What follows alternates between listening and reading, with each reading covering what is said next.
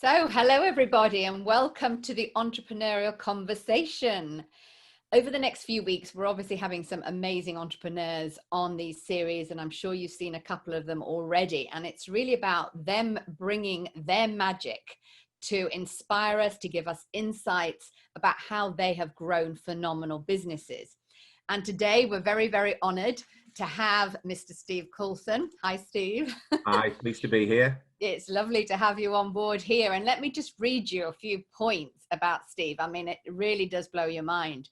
Steve has a huge successful track record in the business world. He co-founded and nurtured a maritime business from a £6,000 investment to literally an 8-figure sale to a PLC. Wow.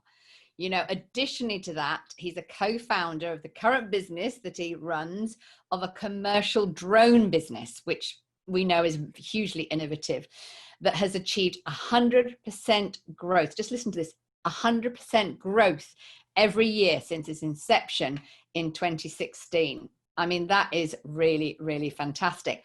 Plus, he has launched as an author. I know he's written loads and loads of papers and things, but he has launched as an author this fantastic book, which I've just finished reading because it's only just been released, Big Thinking for Small Businesses.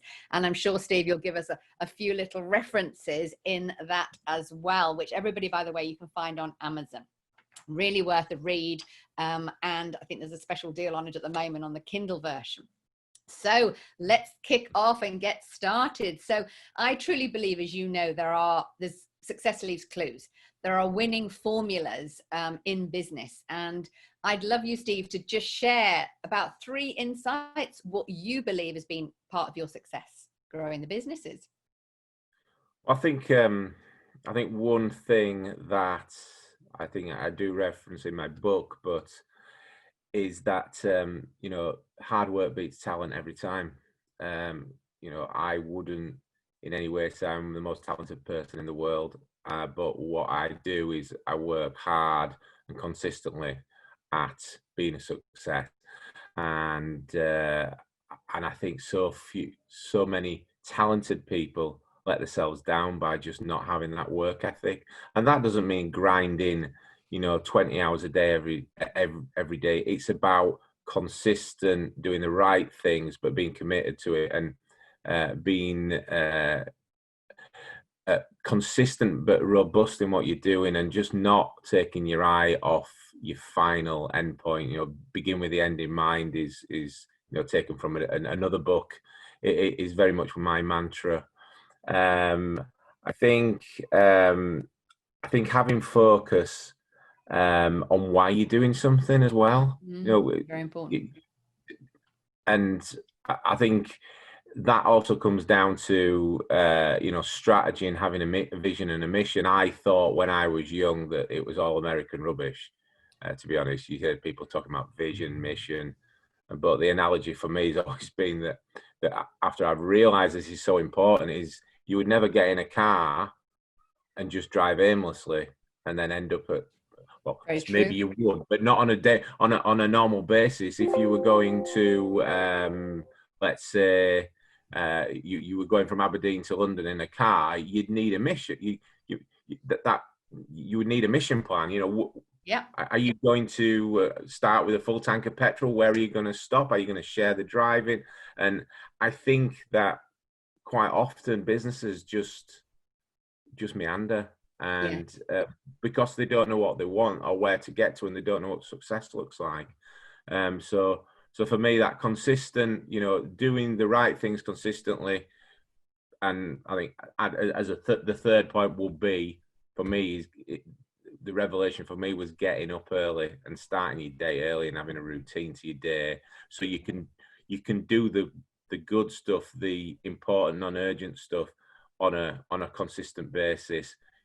Work long, smart and hard, but on the right things, but know where you're going to, where your end success is going to be.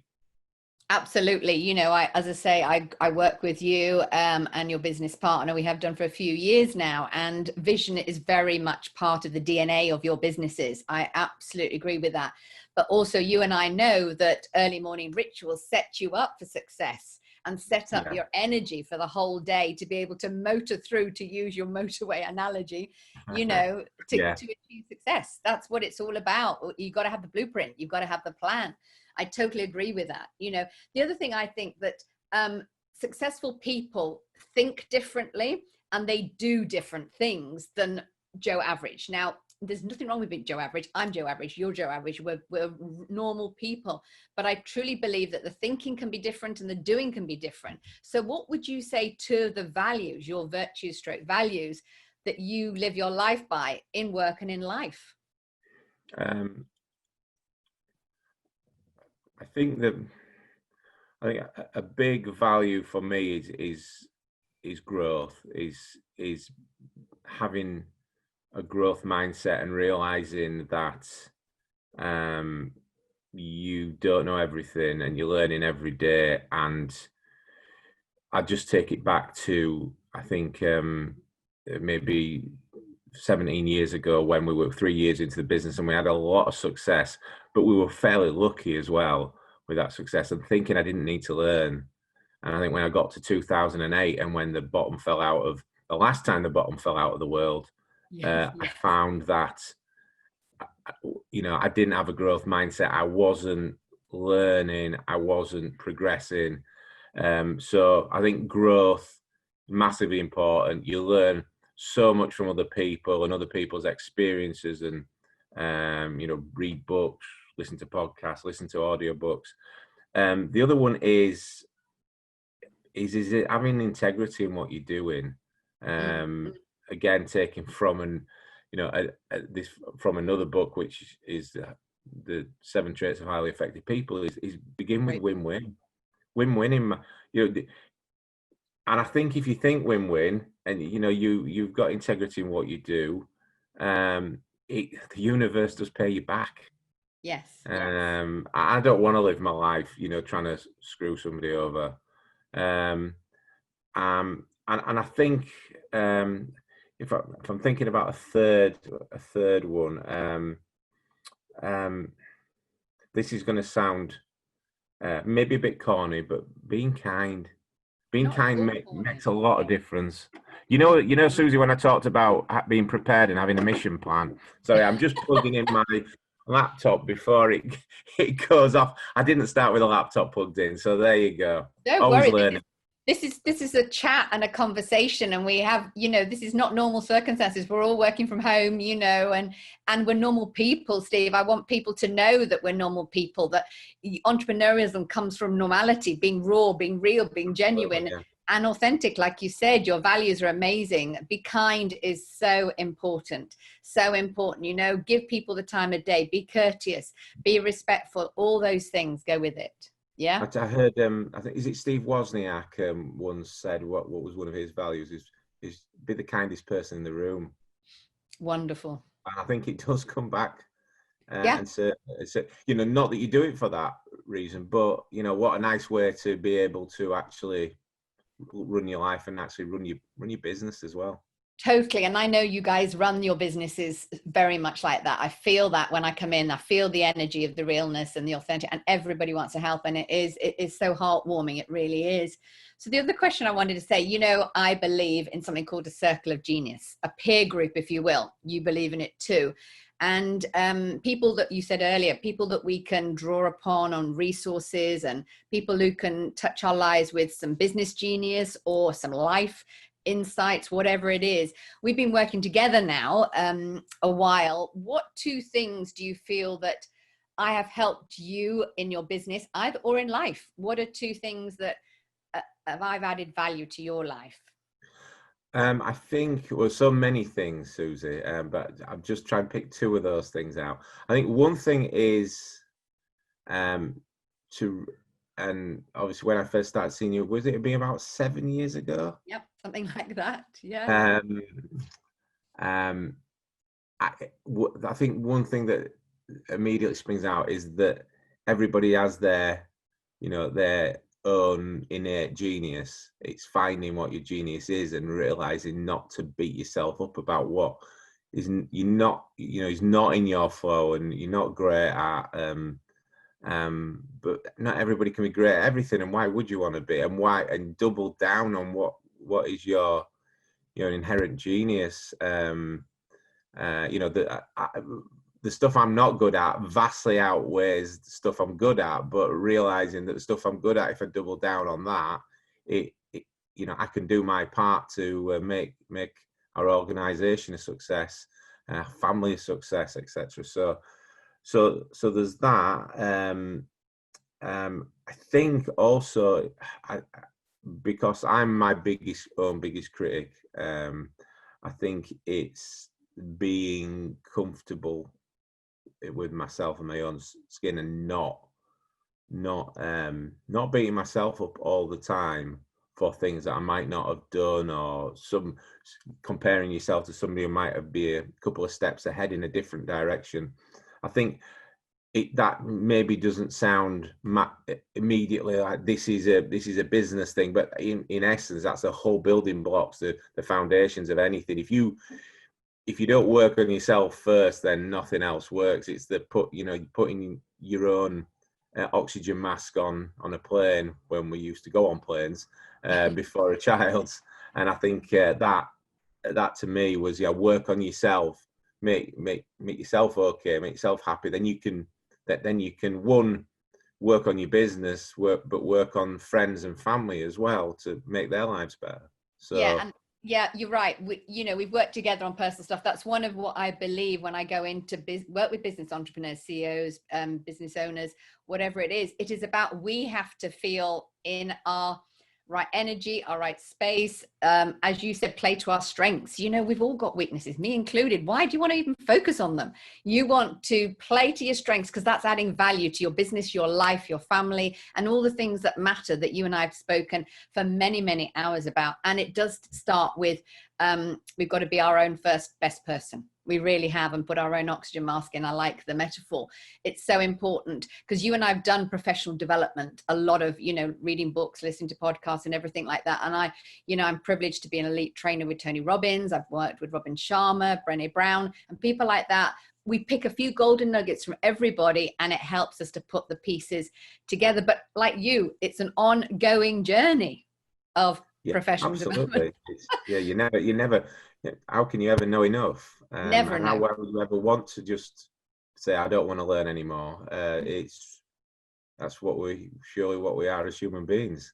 Totally. So I agree with you. We link the personal development with the professional development, and that's what I know I bring to the table. And it's an absolute honor to work with you all in the business. And you're building another business for huge exit strategy and to sell. I mean, I hear there's a third business in the pipeline. Honestly, all these things that are coming out of the magic. Yeah. I was speaking to an entrepreneur, always an entrepreneur. Always. So, you and I just said that we believe everybody's got this greatness inside of them, and it's digging out that genius. What could be two distinctions that you feel on this entrepreneurial journey that people could master even better? We've talked about the growth mindset, but what are two areas that you feel they could get even better at and really focus to master? What would they be? Good question. I think routines. Great. Structure, routines. Yes. And some people will say they'll work better at night, but I think getting that morning routine when you're up before your competition. I always think, I'm up before my competition. I'm doing what my competition's not doing, but getting that automaticity, so it comes natural. I think it's 66 days to something becomes automatic. That's right. Yeah, and it's those tiny iterative steps that that pay off massively in the long run. I think being resilient, building resilience, and you don't have to start out as resilient, because I don't think I was, and again, I'm on a journey, but resilience to don't get too excited, don't get too carried away with a bit of success, but really don't get too beaten down by some bad news or some something not going right, because things tend to turn around again. And it's like, those, I think Rudyard Kipling said, treat those two imposters the same, and just be resilient. And I think this time more than any is being resilient.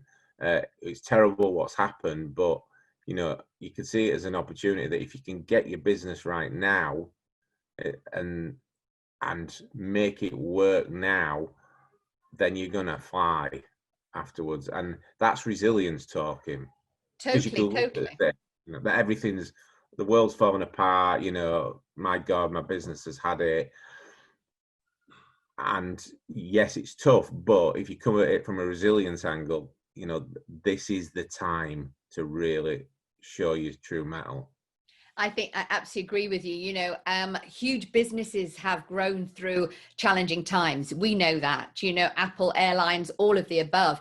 And you've got to dig deep. And fear of failure, people have that fear of failure, but failure is good because and I know we learn from it. We reflect, we learn the business lessons. What would we done differently? How could we, come from an angle like you've just said? So, challenging times is good. I think it helps us to grow that resilient muscle, like you said. Really important points.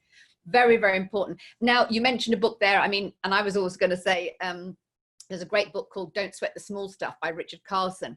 I don't know whether you read that. It's true, see the big picture, like you said, the vision and everything like that. And the little things will work themselves out. They'll crinkle themselves out if you keep with your eye on the end game, like you said, and the vision. But if I had to ask you, from all the professional development and all the books, the podcasts and everything you've read, and give our listeners one book that has really radically changed that thinking like an entrepreneur, could you recommend one, or a podcast or something like that? Wow. Okay. One book. I know I'm putting you on the spot because you read a lot like I do.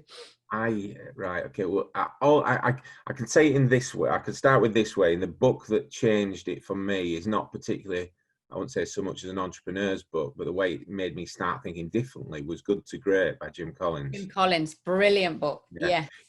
The things in there, like, get the right people on your bus and get them in the right seats, but get good people on your bus. If you get bad people off your bus, if you find a star, find a place for them in the business, because apart from businesses are just a story, and they're not the only real thing in a business is your people.